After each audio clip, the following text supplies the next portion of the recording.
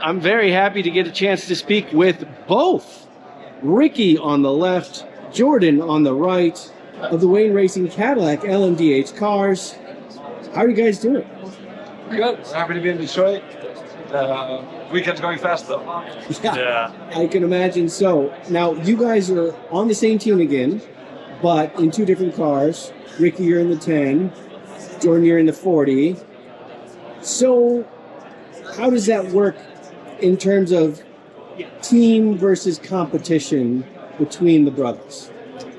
I mean, we were teammates for a long time in the same car, and thankfully we kind of got it out of the way back in 2013 where we were against each other, kind of racing each other a little overly aggressive. So I think we've kind of grown up a little bit in that respect, and now we can kind of treat each other as professionals on the track just like any other driver. So being in different cars now in the same team is super nice. We kind of know each other's strengths and weaknesses, and when one of us has a certain balance issue, we kind of know how the other one either like it or not like it. And we've kind of learned our current teammates as well with Louis and Philippe, where we kind of understand their strengths and weaknesses and how it kind of works with us as well. So it's been good. Obviously, if I don't feel confident in the car, he's always the guy that I want to go to and talk to, because I know I'll get an honest answer out of him, and vice versa. So yeah, things have been going well since we've been back together. That's great. And I would think, Jordan, that you actually have a little bit of an edge in this situation because you've been way more connected with the GM world than you have, Ricky. You've been pretty full-on Honda/Acura for several years until this year.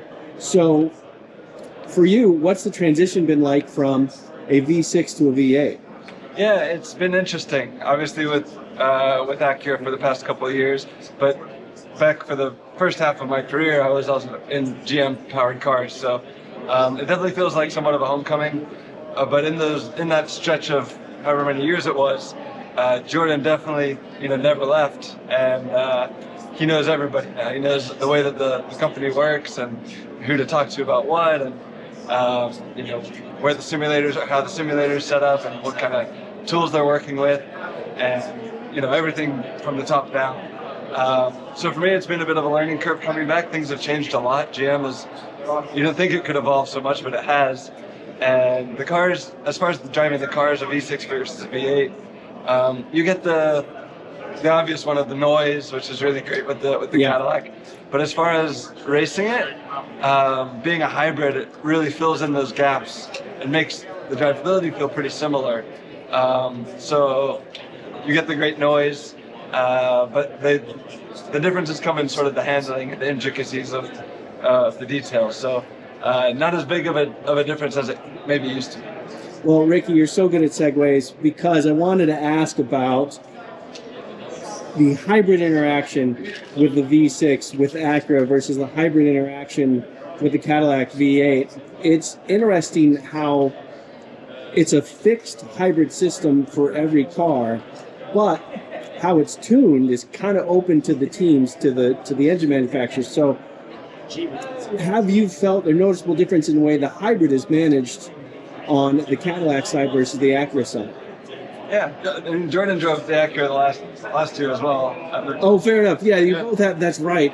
We can both talk about it. Yeah, I mean, like you said, everyone's got basically the same pieces, and it's up to them to kind of take those pieces and build the best tools out of it. So it was interesting going from Acura to Cadillac, and you've got all the same options, but everything is labeled differently, different names, different terminology, and different ways to use different strategies. So obviously we were used to one way it was done last year, and this year was a pretty big learning curve of adjusting to it, driving style wise, and how to extract kind of the most performance.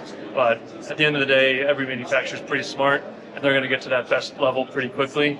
And now that we're comfortable and confident in it, we kind of know how it all works, but driving styles do change a little bit. And Ricky and I drive much differently, so some of the settings we always know, or me and Louis as well, there'll always be a little bit of an offset where either it's braking or mid-corner or traction.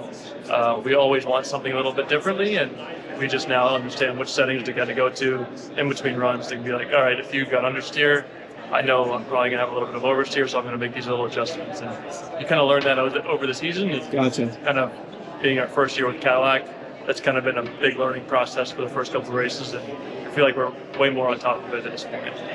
And I would think that the hybrid system would play a pretty big role here at Detroit, because there's a lot of slow corners. You know, we have a couple of long straights, but slow corners was really got to power out of, and especially if you're at lower RPMs with the ICE, with that engine, the hybrid system can really fill those gaps.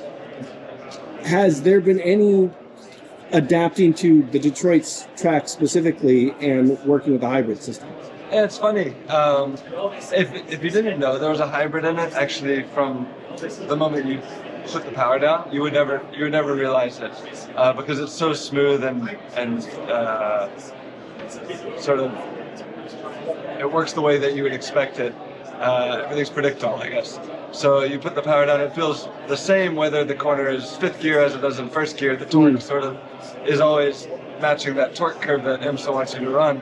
So leaving the corner, it's seamless. You feel nothing. But the place where it's really important is at a street course like this. It's really bumpy, really unstable through the brake zone, through the entry. And when you're doing the regen, when you're charging the batteries, that's where the hybrid really becomes important. Is how you can stabilize the car with the hybrid that way. So it's playing with the brakes, yes, exactly. Or the deceleration as a whole to get that part right. That's really fascinating. So you guys are now with Cadillac, no longer with Acura. So what is it? CT4 Blackwing, CT5 Blackwing? Are you guys Escalade people? What are we driving now? We got the Escalade at Sebring this year, and that thing was unbelievable. V-series. So that would be what I would love to order. I've got a CT5 at home though, but perfect car as well. Way more realistic, I'd say. Just as an everyday car. Yeah, I've got the CT5V as well. But like you said, the Escalade V was turning some heads. And I think we're more under the radar with the CT5V, but it's been a lot of fun. Well, Detroit's a bumpy place. There's a lot going on. I hope you guys have a great weekend. Thank you very much, Ricky and Jordan Taylor. Thank you. Thanks.